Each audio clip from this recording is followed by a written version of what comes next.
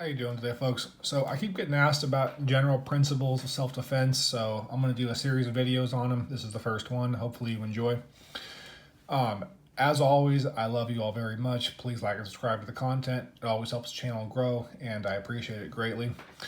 Also, please use these things I'm going to teach you with very extreme caution. Stabbing somebody and hurting people is a crime, and you will go to jail for it and be a dick. So, if you can avoid it, don't do it. So,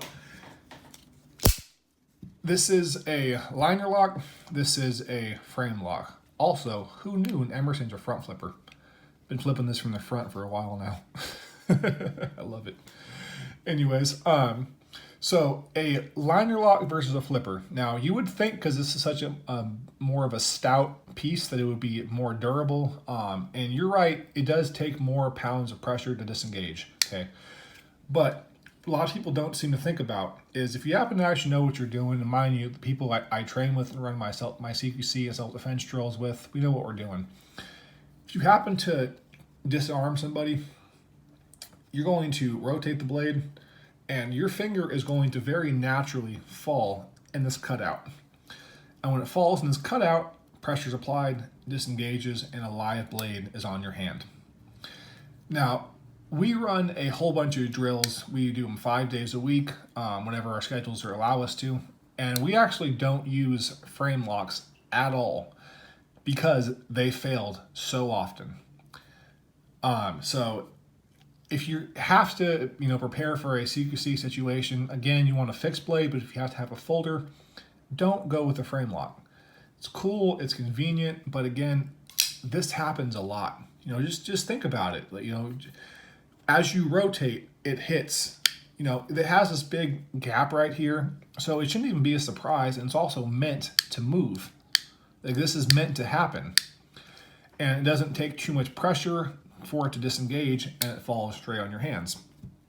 Now, a liner lock is recessed. You can see a little bit of the teeth there, but not much. So as you happen to be rotating around, you're not going to touch anything.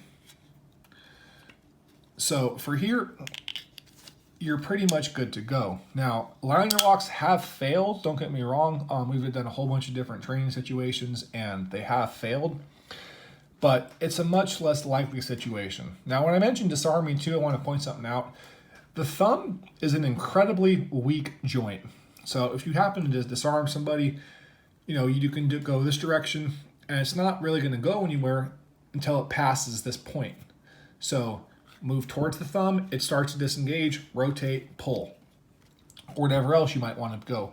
But the thumb will always disengage. If somebody happens to grab you, I encourage you at home to, just grab your wrist like this and then rotate towards your fingers and watch how it naturally gets tighter. It's harder. And you rotate towards your thumb and this whole thing disengages. It's just part of how the joint works. So it'll pop out very, very easily.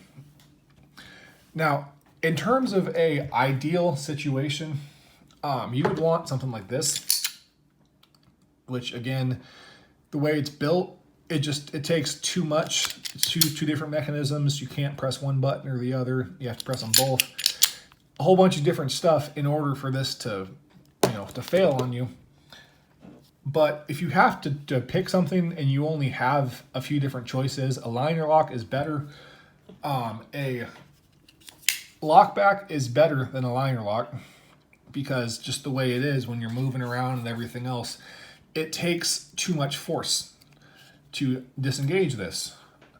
So if you have to be in a self-defense situation, again, you want something that stands the least chance of closing on you. But if you can't afford something like this is about a $300 knife, you want something like this. Now, this is an Emerson. This is designed for, combat. But any type of frame lock will work.